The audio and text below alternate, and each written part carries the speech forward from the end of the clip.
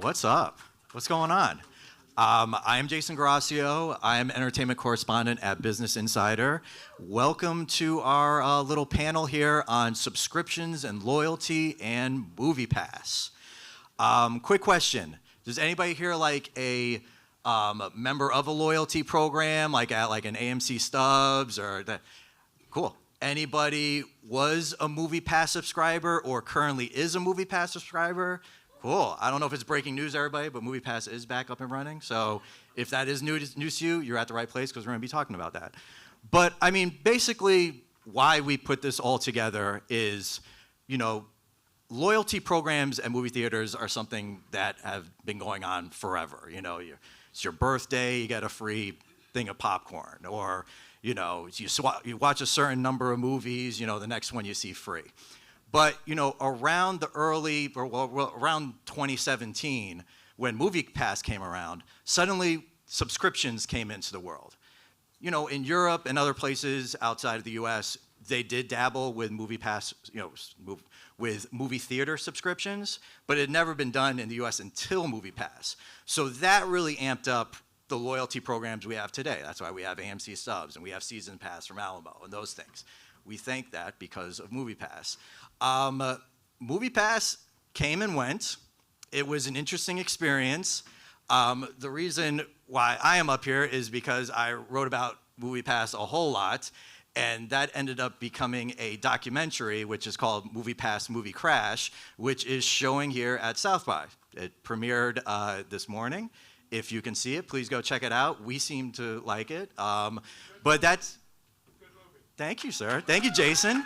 What are you doing all the way over there? I mean, you're just chilling? Okay. I love that you're here, though, dude.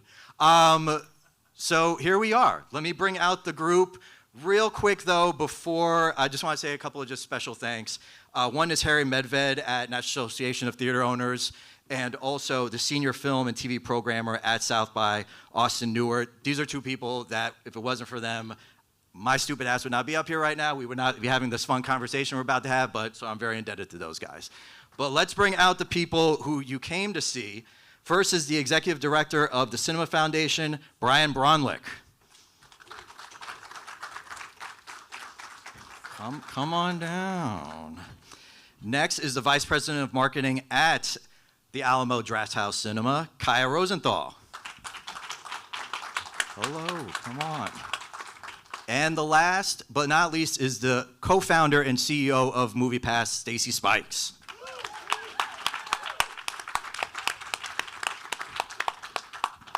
So guys, thank you so much for coming here and doing this.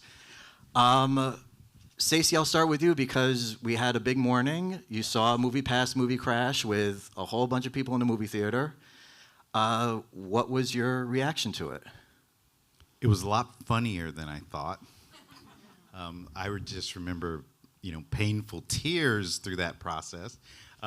So it was funny. It was compelling. It had great reporting and details, and really dove into. I was really just excited to see, like, wow, this is really, really good. And I was trying to think.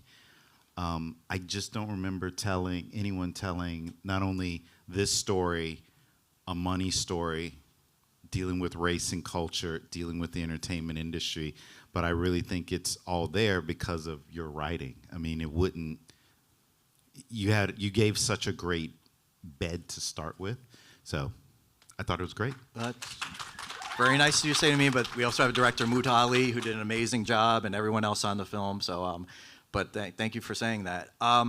We're going to talk a lot more about MoviePass and what you're doing MoviePass now, but I thought it would be fun just to get into just a little history lesson of loyalty and where it was in movie theaters and where it is now because of subscription. So Brian, first, Brian, tell the fine folks what the Cinema Foundation is, because some of them might not know what that is. Sure. I just want to say I was at the premiere this morning. It was a great film. It reminded me a lot of what the foundation is trying to do, because the foundation is the nonprofit arm of the National Association of Theater Owners, the Cinema Foundation. And our mission is to strengthen the industry and engage audiences. And maybe some of you here know about one of our prime programs, which is National Cinema Day, where, much like MoviePass, all movies, all showtimes, all formats were $3 the first year, $4 the second year, and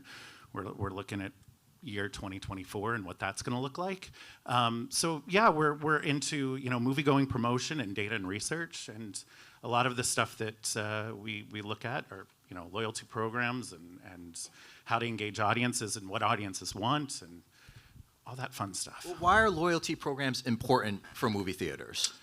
Look, I mean, out of the pandemic, I think really movie theater owners, when I talk to them on a daily basis, are innovating and trying new ways to engage their audiences. And loyalty programs are such a great way to do that and are an important part of building those audiences. I mean, Kaya can talk to what Alamo is doing, which is incredible.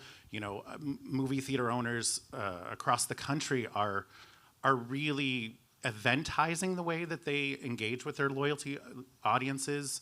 And I think, it's interesting when you look at a day like National Cinema Day, the bulk of the audience are core members. And when you take a price point of like $3 or $4, they can start engaging their friends and their family. And you can take a family of 4 for less than $20. And so then you start building that habit. And I think loyalty programs are a way to start building back habits, right? And I mean, there's no better chain that does that than at Alamo. I mean, the loyalty of the people that go to Alamo are just, Thank you. I mean, it's true. I mean, it's incredible. So Kaya, give us a sense of, well, first, season pass, Tim Liga said this in the past, it was very much, inspired from what Stacy was doing at MoviePass. So that kind of, like I was saying in the beginning, even beefed up the loyalty already that was at Alamo. So can you talk a little bit about the evolution of Season Pass and then how it's worked in with all the loyalty that you guys do? Absolutely. Season Pass is our subscription program at Alamo Drafthouse, and it started in 2018, right off the heels of the success of MoviePass. And we started off really slow, actually. We wanted to get as much data as we could on usage and frequency and purchase conversions, as much as you can think of. So we actually started at one theater of a 42 chain theater. We chose one in Yonkers, actually. I thought it was starting in Probably Yonkers, yeah. in your hood. Yep. So we started there, and we learned what the right price point was. We actually did it as a beta, which was even more fun. So we got people to sign up, create some excitement, and then allowed them slowly in. And then as we learned more, we expanded to more markets. And we're really cautious and very, very sensitive about what we learned and how we changed based on that. So when we started, there were 3 different price tiers based on location. There are now 2 price tiers. There's also a long window before you, or a short window, I should say, where you couldn't buy your tickets that far in advance. Now we've closed that window, and you can buy your tickets basically day of. You can see 1 movie a day as your limitation. So we've really refined the program based on what our fans are telling us and their usage and what we know about them. And it not only gives you access to movies, what we like to do is really create that relationship with our customers. And we eventize pretty much everything at the theater. We don't just have an experience where you're there to see a movie. We offer a full menu. We offer a show before the show. You're not going to see ads. You're going to see a whole curated show that's themed to what you're seeing. So it's the whole experience, and that all is tied together with that. And then we also throw in some nice surprise and delights and rewards to say thank you to all of our subscribers as well. I mean, Stacey, talk a bit, if you can, with everybody here about the early days of MoviePass. And I don't mean I'm talking about the germ of the idea, because what Kai is talking about is very much an evolution of what you and Heme in a room, his co-founder Heme Watt, of what you thought subscription in this country could be. Because, I mean, we've talked about this before. There's never been a lot of innovation in the movie theater space. This is one of the ones that, really kind of broke the mold. And people are now kind of like riding off of it. But talk about the early days, the idea, and how that kind of evolved, and that you basically had to beat your head into all these rooms so people could understand in the business oh, this is a good idea. Well, I should take this guy seriously. Yeah, it. So I was reading.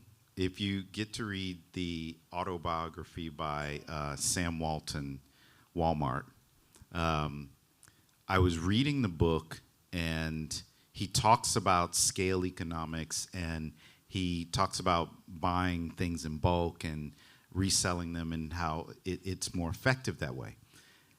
And I was sitting there, and I was curious as to, and I did the back of the envelope. So I took the number of screens in America. I did the average number of seats at 200. I did the average number of shows. And then I took the average ticket price and backed it in from $11 billion. And I realized we're only selling 30% of occupancy. And so what you have is kind of like hotels and airlines before you had Expedia and Travelocity and these things that were aggregators who filled empty inventory. So if you've seen other industries do something, you have this capacity problem.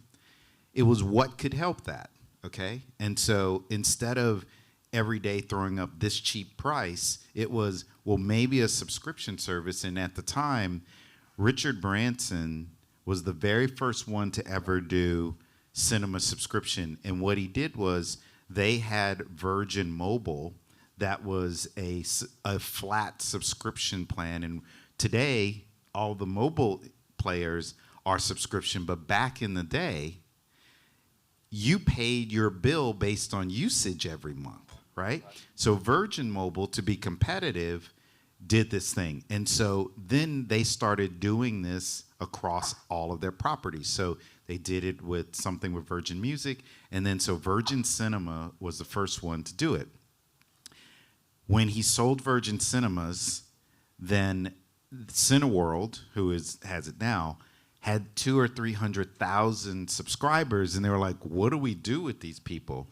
And they were profitable. So the head of marketing had left, and I called her up, and I said, I acted like I was one of those companies that'll pay you for an interview, whatever, executive interview. And I offered her $500 to do an exit interview of her departure. And this lady downloaded the whole program. She saved me years on... Like she talked about, so their card, you had to go to the theater and you had to check in, but she talked about how people lost their cards and all of this information, just one lady, $500. And then I was like, okay, there is something here. The industry has a inventory problem. They're flying 747s with 20 people on them. And so if you could give it to them at subscription, because with the master licensing agreements, the theaters don't have the right to suddenly change the price, right? You've agreed on this kind of, this is what the price is going to be. So they can't have that flexibility. And that was when it was like, huh. just looking at the numbers on paper was like, and it's still the answer today. There's still... we need aggregators to help drive that traffic to people not only seeking value, but to be able to, the airline was that way. It was one price for the ticket. Today, now, you'll have 2 weeks out, it's one price. 3 days out, it's another price, and it's moving around. That's all algorithms. And so now we have that capability in the movie industry. Sorry for that long answer. No, it's fine. It's fine. But I want to open this up to everybody, but I'll start with you, Brian. Like, can you talk a bit of how subscription has changed loyalty programs, how it's changed kind of theater going? I mean, one I can think of is, the midday, which was for a long time the dead zone, What MoviePass kind of showed was with subscription, you get people that'll show up on those days. Yeah, I think, with subscription and, there's a pricing point to all of that, right? You have Tuesdays is usually a cheap day, or, midweek or Mondays or whatever you're looking at. I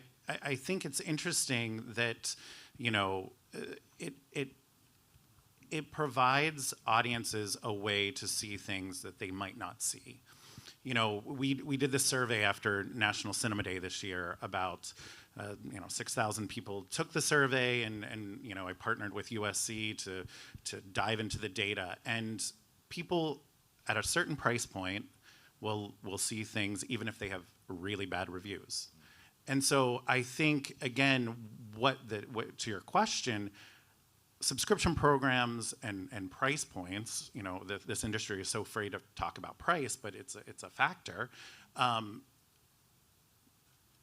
If things are at the right subscription price or the right value proposition, you start getting behavior. And I think that's what the industry is starting to see with loyalty programs. You know, Kaya, you could talk to that.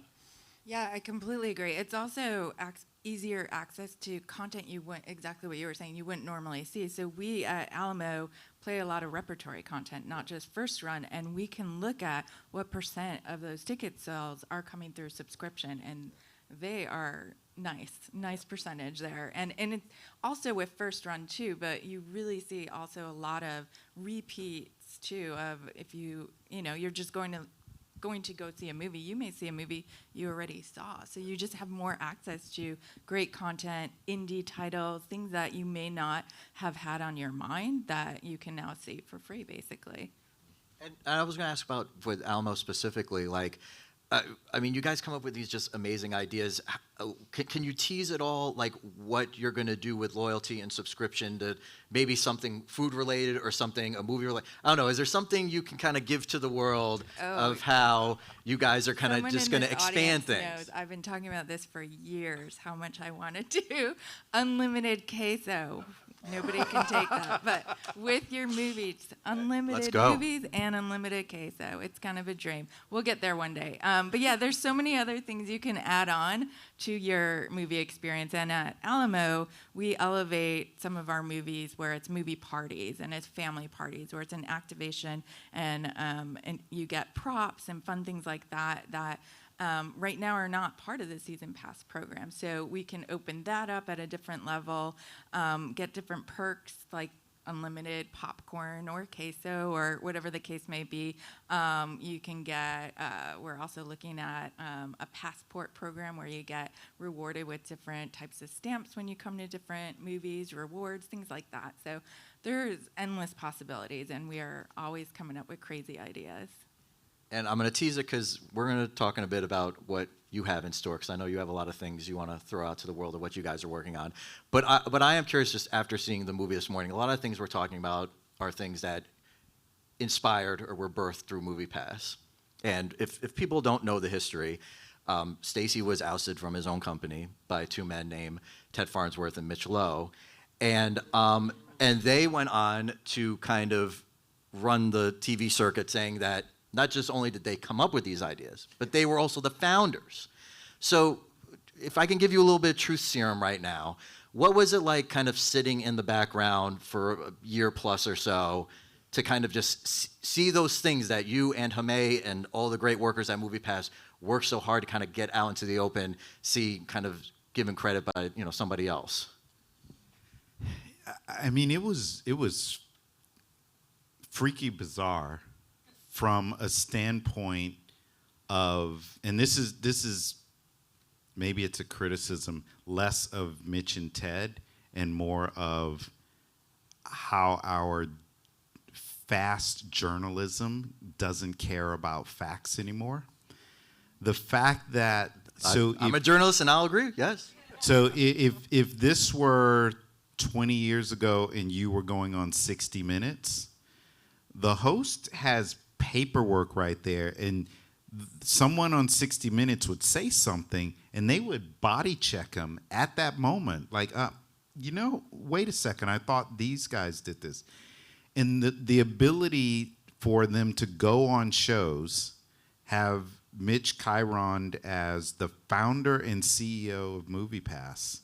So first, I'm going to put it in the Chiron. It's one thing like he slipped it in. No, you Chironed it, and then you throw him a question, and he says it, and you do not refute. And so what's troubling to me is I feel that journalism is a membrane for information coming into our society.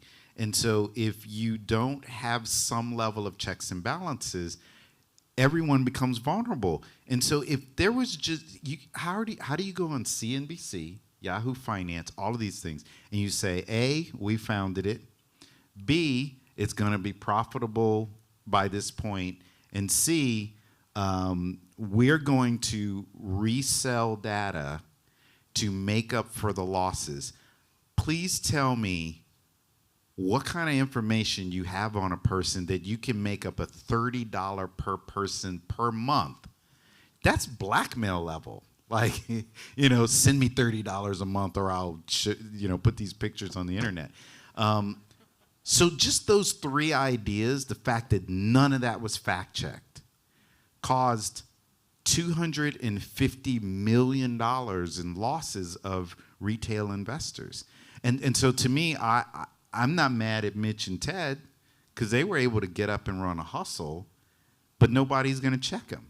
On some basic, just search the internet. It's not like a hard thing. So that's actually when you ask me what I feel and where there's a frustration, there's no longer a lack of accountability when it comes to what we watch anymore, and that's dangerous.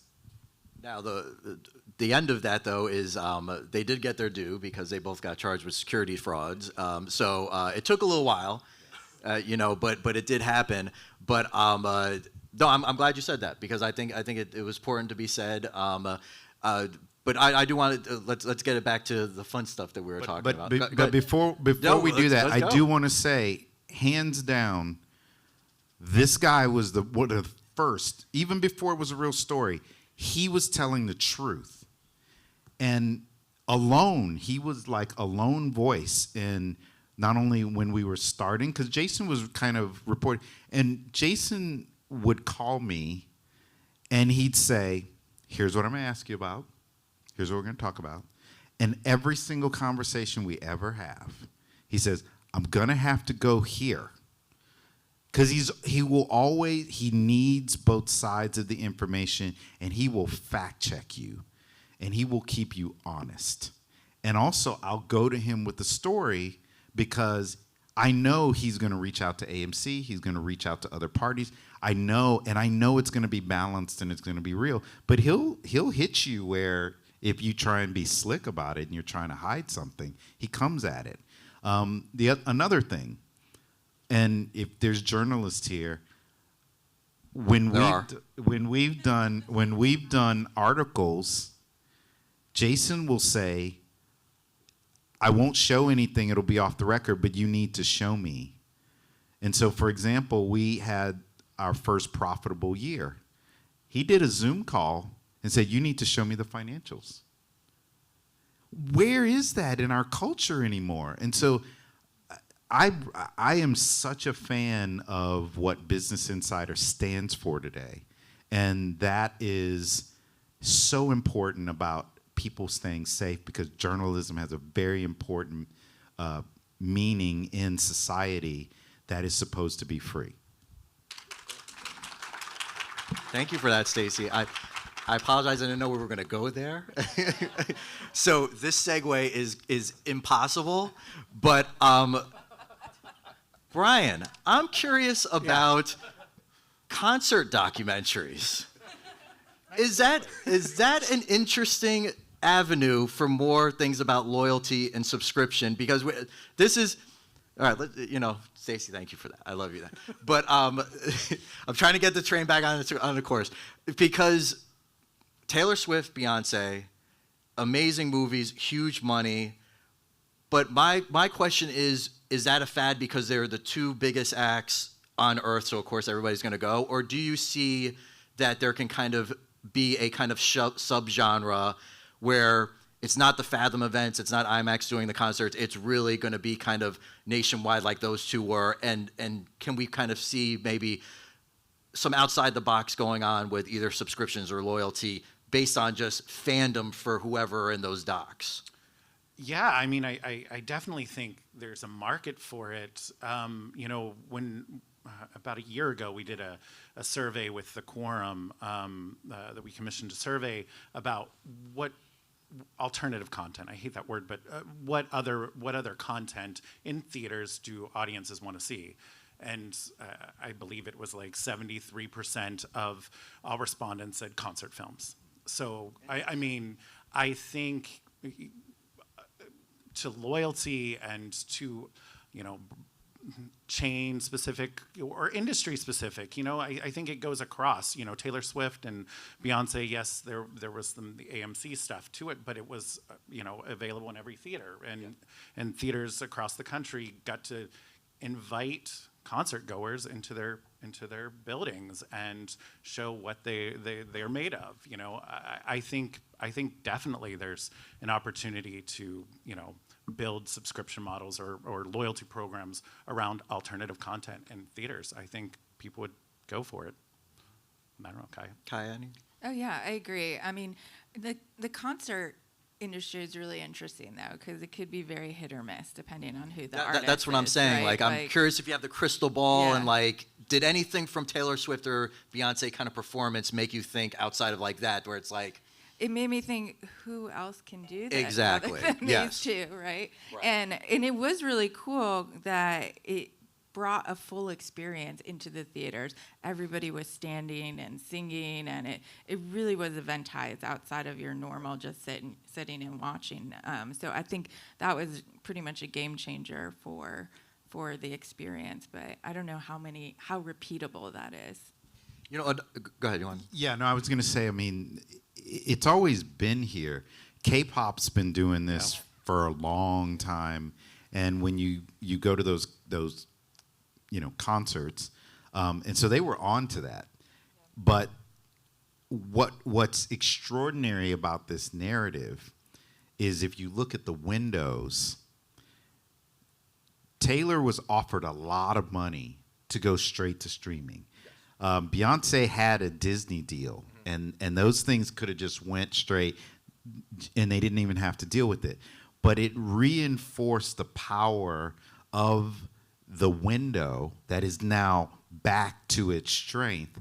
And those artists went straight in there, got all that money, and they're now going to get the streaming money on top of it. Right. And so I think that I think you can see bigger acts starting to do that, where now they've opened up a world where I just don't think that you've really shown the possibilities if you do it right, but there is a lot of coordination. So what Taylor was doing was capitalizing off of people who couldn't get there was $1,000 to get a floor seat in the back. Right.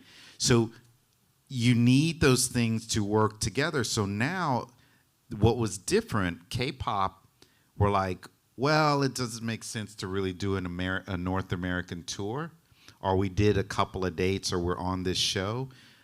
But now what I think they opened up is, now if you are on tour and you have a sold out tour, you can drop the concert event in theaters, and that's new. That's what's different. And I also wanted to talk, Kaya, about, you know, loyalty and subscription are one thing, but there's also community involved in this as well. And you guys are so great on just not only planting the flag somewhere, but, you know, getting cooks that are local, meals that are local, beers, obviously, that are local. Can you talk a bit about just the evolution of that? Yeah, community is a huge part of the Alamo Drafthouse culture. And we do try to embrace every community in every market that we're in. And it's also in our programming. It is in our menu. So we may program films that really speak to that market, that area, or are filmed in that area.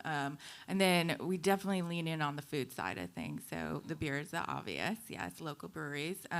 But also some menus may be a little different based on where you go. And then not only on the community side, but we also theme things around celebrating the film that you're watching. So that's another thing, like the Taylor Swift concert show we were talking about.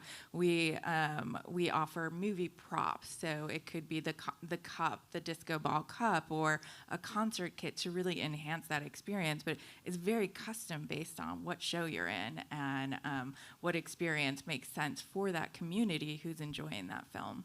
And Brian, speak on that a little, because I know Cinema Foundation very much, thinks about community and trying to get, theater owners to understand, like, be a part of, which many of them obviously do know that.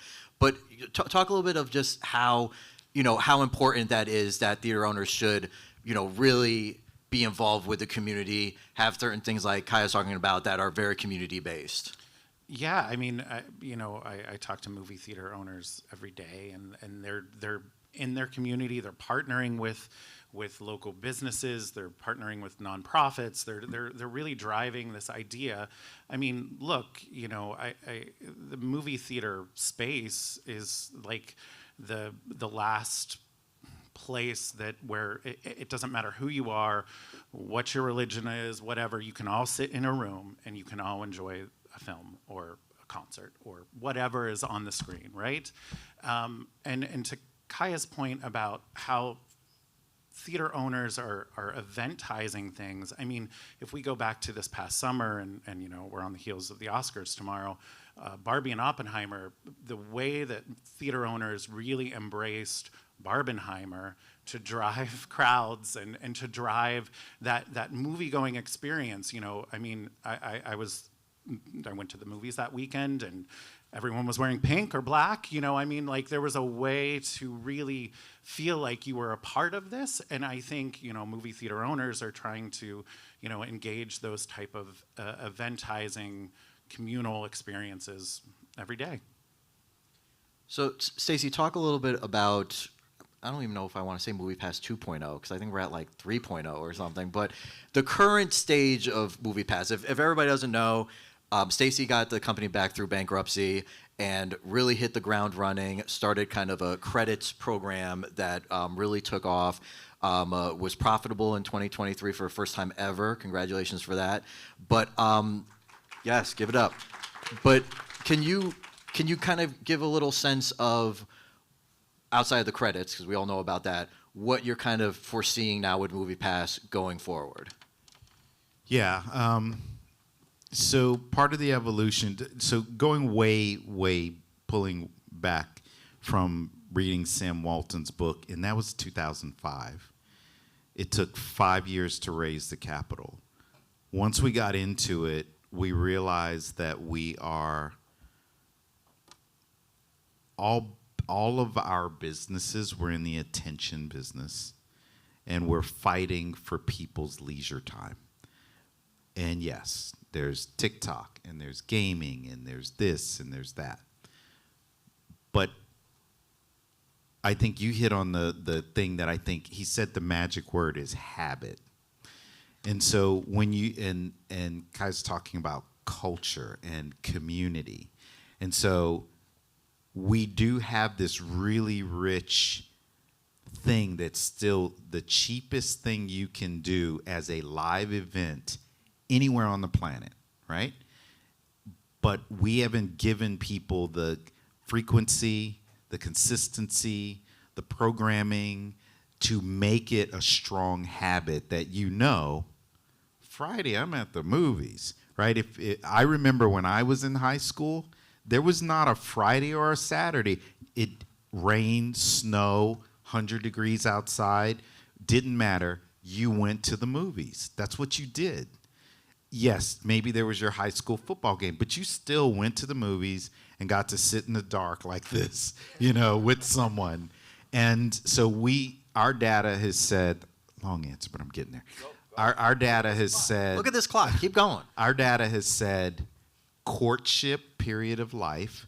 So from, 18, because we technically are a credit instrument, so you have to be 18 or older. So 18 to 34, you are in a courtship and people like movies as a vehicle. Then you fall off a cliff when you get married and have kids, and then the kids come back online, and then the parents kind of come back online. So it has this horseshoe. And so when you take all these data points, there is a really robust industry. And here was the coolest thing. We did a 2-year study with AMC when Jerry Lopez was CEO, and we were going to determine how much lift we created. So what they did was this: we had a double-blind group, all the data from MoviePass behavior, and then they compared them before they signed up for MoviePass with AMC. And the average lift for a person was 111%. The concession spend lift was 120%. So I'm going to tell you what I think. The movie industry needs to focus on one thing: subscription. Why?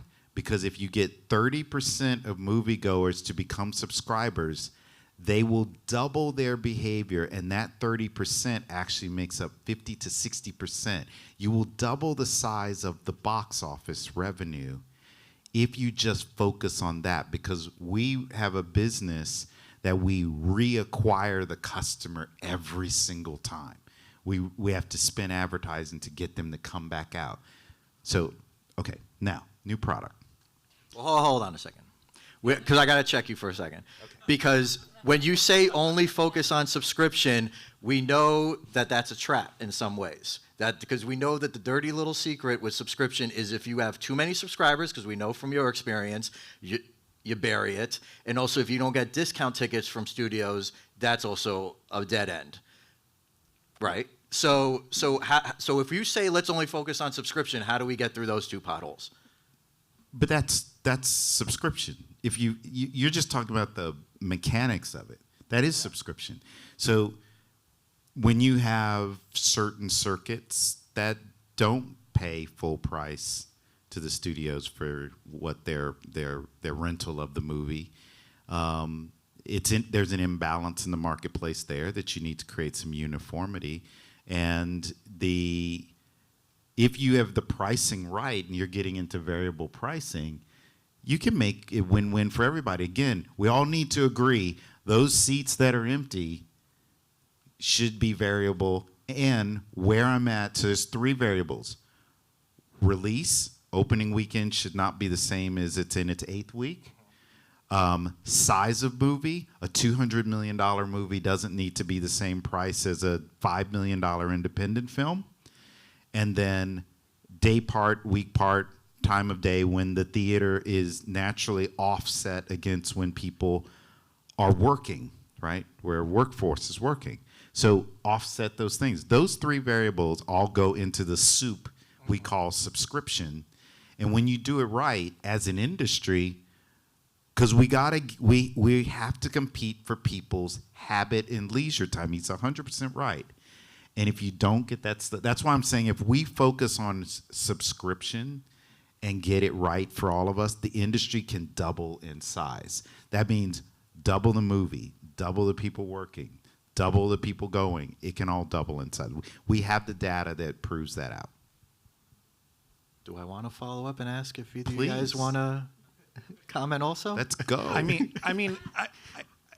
What is interesting that you're saying, I think you talked about, building, back when we were younger, you went to the movies. You didn't necessarily go to a movie. Right. Yes, there was a movie there that you wanted to see, but at the foundation, we're constantly looking for what is the next Got Milk campaign for moviegoing, because it is not in the vernacular. And I think to his point about subscriptions,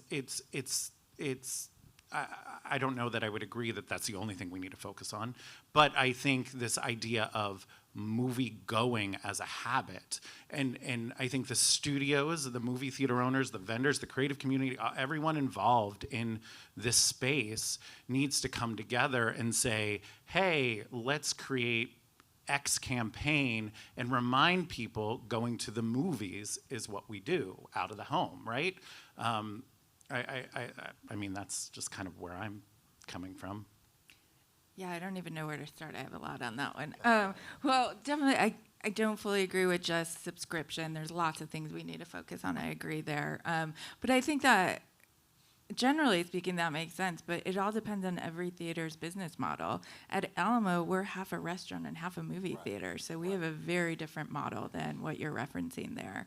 And we're very fortunate for that, because you can also offer additional things for guests to purchase, such as merch and food and drinks and all of that, that offsets some of the box office. So it doesn't equal those three things you were mentioning in our experience, but I fully believe in subscription, 100% on board. Like, I do think that that does change the habit, that brings in more people more frequently, and it just enhances the business overall, too. I have always been curious, though, especially with Alamo.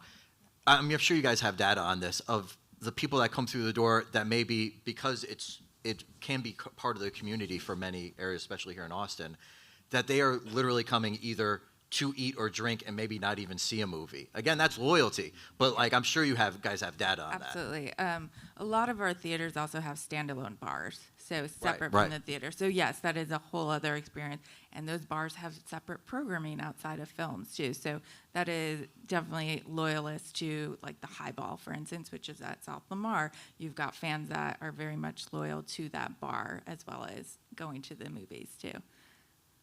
So give us some teases here. What's MoviePass going to throw out the next 3 months, 6 months? Give me some things here. Yeah, so we're in the attention business, and so one of the things we've always looked at is how can cinema compete against its video cousin? Its video cousin has three business models. It has so in the industry, we call it TVOD, which is transactional video on demand. So that's, I buy a ticket, I go, or I rent and I watch. There's SVOD, so subscription, so that's your Netflix or your MoviePass or your loyalty program, your season pass. And then there's AVOD, and AVOD is ad-supported. And so we believe there is a world where you can actually go to the movies for free. And what happens is there's advertising that loves partnering, everywhere from product placement to side-by-side spin. So I'm going to use an extreme example. So James Bond, every time there's a James Bond movie, there's Heineken, there's Omega Watch, there's BMW, there's Aston Martin, there's Hugo Boss suits, right?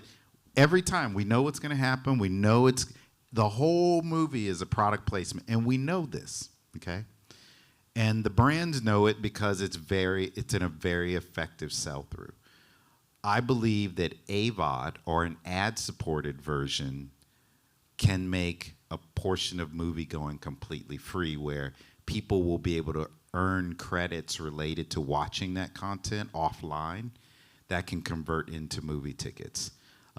That's something that we believe, because you need all three to be completely competitive with video. The sports industry, they have advertising, so they'll take that same game, broadcast it, and get the ad revenue. The movie industry just needs to get caught up, and so it unlocks the potential that it has in there, and that's our big thesis. That's how we see it. And how is that going? Like, do you have brands kind of interested in going down this road with you? Yeah, so in the summer, knock on wood, with engineering coming, we have some products that we're going to start putting in beta and start testing this that you'll hear more about coming soon. Okay. So I think we're ready for questions. Yeah, I think we covered a lot, right? I think we'll open it. Wow, you're ready. All right, let's go, dude. All right. My name's Preston. I'm the founder of Really Local. Oh, hold on, someone's coming. Sorry. I threw everybody off. I apologize. And I think people I guess they're watching online or something, but we're getting some kind of like virtual questions in too that I'll try my best to get. But we'll go with the real life people right now. There's questions there. Yeah, we're gonna go with some real life people Yep. too, though. Check. I thought a mic was. Yeah, a mic's coming, right? Yeah. Okay. Raise your hand. Where are you? Thanks. My name is Preston. I'm the founder of Really Local Group. We're a fast-growing exhibition business in the UK, putting the community at first. We're repurposing old retail spaces in neighborhoods that haven't had cinema in 20 and 30 years. And it's interesting hearing you all speak. We're all talking about the same thing. There's a permanent overcapacity issue in the industry, particularly in our streaming world, post-strikes, post-COVID. So my question to you is, do you agree with that? And if so, how much overcapacity do you think there is in the North American cinema circuit? Can you define what you believe overcapacity is? There's too many seats in too many screens in too many large multiplexes, and the content isn't there. There aren't enough movies to fill those in our Netflix, Amazon, Apple world. So you're saying too many theaters. There's too many theaters, too many screens, too many seats, Got is it. our view. Got it. And Got you know, you've come up with a great model to funnel customers through. The event stuff brings people in, the Taylor Swift stuff, the Beyonce. Of course, that has a ceiling, because if you're throwing on an event cinema every day, all day, like a movie, it's not an event anymore. If you have 3 people watching Taylor Swift at the concert, we had this, they didn't have a good time. It wasn't like being at the concert. So all these are reasons to, or ideas to fill extra capacity. And I was curious if you agree with that, and if so, how much overcapacity you see. Or you can tell me, shut up, you don't know what you're talking about, give the mic to someone else. I think that's something we toy with all the time, of how do you, a fill rate, right? That's our daily terminology. What's the fill rate of the show, and how do you get it to fill up quicker? And whether it's incentives or adding an event or discounts in some cases. But content, I feel like if we're talking about there's too little content, I disagree with that. There's a lot of awesome older titles, repertory, alternative content. It could even be sports, like outside of films. We've got endless amount of content, but we have to get smart on the way that we market it and get people into the doors. And that's where I think subscription really plays a big part of it. And I do also think there's something to be said about exploring the way we create new theaters. Maybe they're smaller, or have other things that you can do outside of just the theater. Yeah, I'll just throw this part where, yes, we need more content. We need a wider range of content. I'm going to sound like a politician here. The middle class is, we have A24 down here, and then we have Warner Brothers and Dune over here. And we used to have a lot of filler in the middle. That's missing, right? So we need that to come back. We're already seeing a rebound that if you take out some of the seniors that are scared of COVID, if you took their numbers and put them back in, we would have hit 2019 numbers, right? So we're back, right? So I think that there's an inventory problem. I think the experimentation on the exhibitor side is so cool right now. My favorite theater right now is Alamo Drafthouse, downtown Manhattan, Lower Manhattan. Good spot. And it's like, and they're small. They're small, and I'll say this, and then we'll go to the next question. The way the music industry has a 70,000 seat venue, but then you can go listen to jazz in an intimate environment. I want to see different movies in different size venues. I will not go see Dune at Alamo Drafthouse. Sorry, but all of the edgy, independent calendar programming, that's very cool. And sometimes seeing stuff that's 20, 30 years old, I'm at Alamo Drafthouse. So I like the variety but it's the content needs to catch up. The venues are there, and the experimentation is there. And these guys are leading a charge on an experience that no one can touch. Thank you. Yeah, go ahead. Yeah. And I'll get you next. Yep, we got somebody coming. Yep. Oh, are you running the show? I'm sorry. My bad. I am so sorry. Whoever had a question over there, we'll get. Sorry, Jason. Sorry. Sorry. Stacey, could you just explain more about how the ad-supported format works? It's something like watching it on TV and getting credits to go to a movie in the theater. I was interested. But. Yeah. So the simple idea is being able to watch branded content separately and offline, earning credits that will go into your account. That is why MoviePass is on a credit system. It gives you a lot of stuff you can play with. And so you would then, those credits will go into your account and you can earn them to go to a movie ticket. So it'll be something like that. The credits for watching ads in theaters, branded. No. So advertising. take that pre-show. Like when you go to Alamo Drafthouse, there's content that's running ahead of time. If you're at AMC, that content is pretty much just straight commercials. But if you're at Alamo, it's not only programming that's coming, it's different stuff, even their fun, celebrities sitting in the theater saying something funny about be quiet or we'll throw you out, or, in like every single movie, there's all this. That's the pre-show. So imagine if I took that and I gave it to you separately and you watched it over here, and then I can transfer the credits. So I can explain more to You you. mean watch it in a separate theater? No, not in a theater, on your device. Yeah. Not in theaters at all. Would trailers count? I think that may be a way to simplify it. Yeah. If you're watching Yeah, trailers at home. Yeah, think of, I'm going to give you movie trailers. The studios are going to pay for it, and then I'm going to take, you watch these trailers, and you watch the half hour, because the average pre-show is half hour between shows. So a pre-show would have 3 minutes segments with a 10 episode, or an episode would have 10 chapters, and that's what a pre-show. And once you complete that, you've earned a certain number of credits. Yes, that makes sense. Okay, maybe we could talk after. Yeah. Sure. All right, let's pass it to Jason. Questions we should do on the monitor. All right, okay, let me get Jason and I'll do that. I know there are a lot of people. Let's pass the mic down there if we can. Yep. Jason yells so we can go fast. Hi. I know, we're all friends here. Stacey, I'm curious. When you were walking through, the variables that come into play in terms of determining the credits and so forth in the current iteration of MoviePass.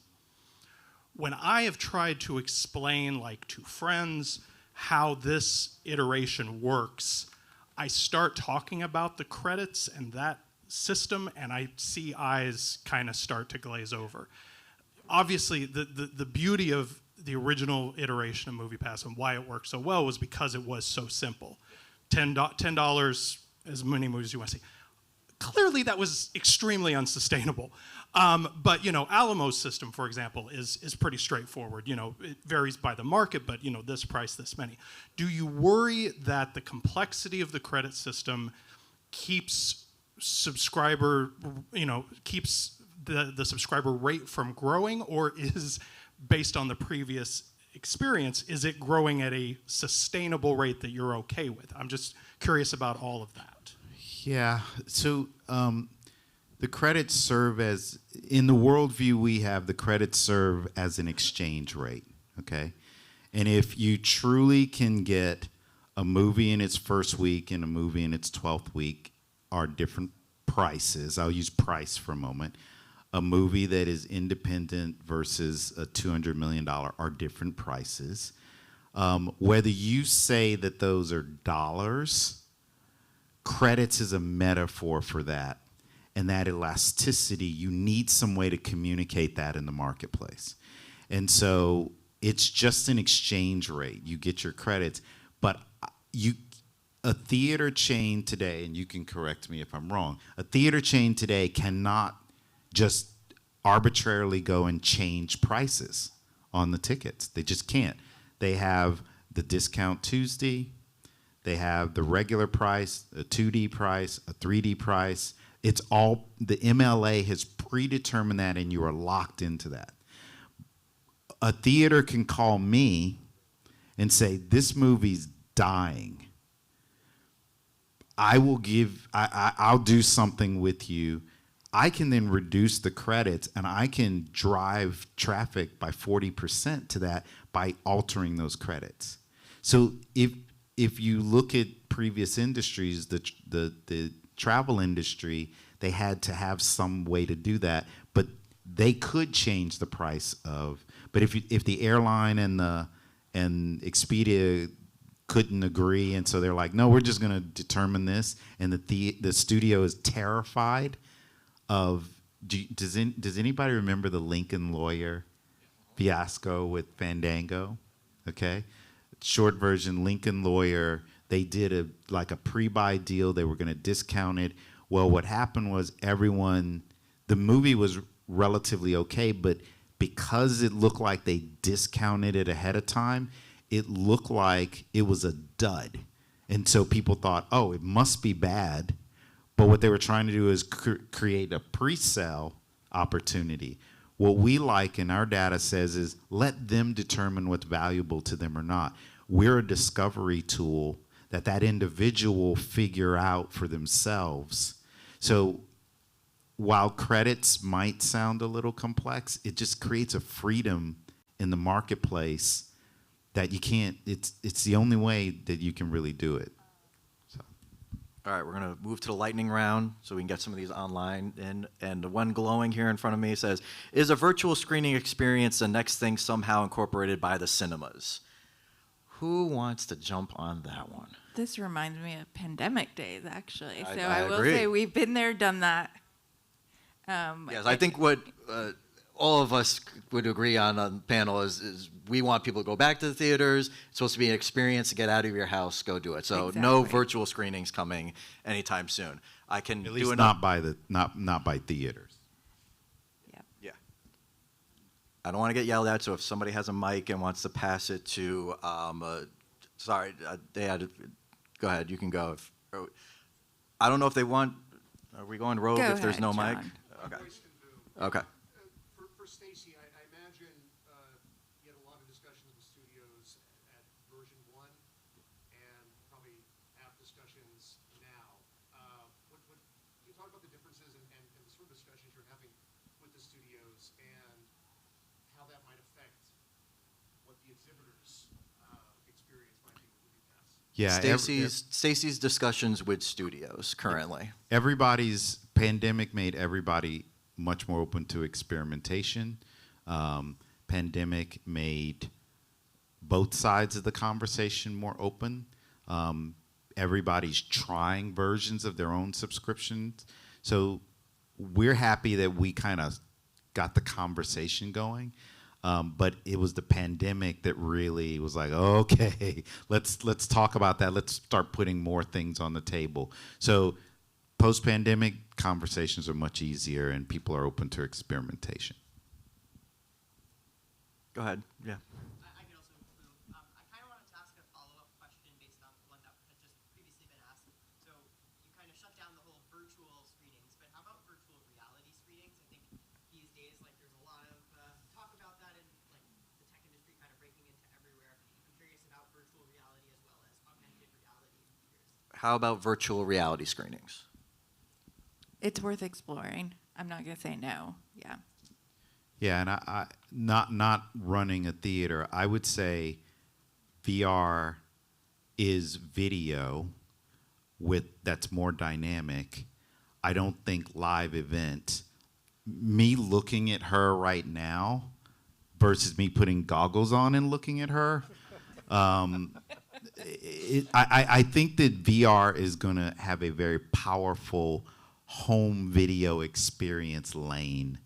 I don't see it's gonna. If you're gonna stay at home and want to see, it's about the windows more than it is about the. Again, is Apple gonna put this in theaters and on stream VR at the same time? They're already doing it, but I think that those big players who are gonna do that, they're doing it for Oscar reasons and other reasons. But it's just the windows, I think, less the tech. I'm going to expand on mine for 1 second. Is that we also have bars, standalone bars, where we do this type of programming. So that's where I feel like it would fit more there than actually in the theatrical experience. Right, and there's theaters all over the country that have FECs and bowling lane. I mean, like you know, it's more than just a movie theater. Exactly. And karaoke at the South yeah. Lamar Theater. Shout out. All right, a red dot is flashing in front of my face. I think that means we are over. Thank you, everybody, for coming out. Thank you for people online that put in questions. I'm sorry I didn't get to them all, but Brian, Kaya, Stacy, thank you so much. Thank you. Thank you, Jason. Thank you, everybody. Thank you. Thank you.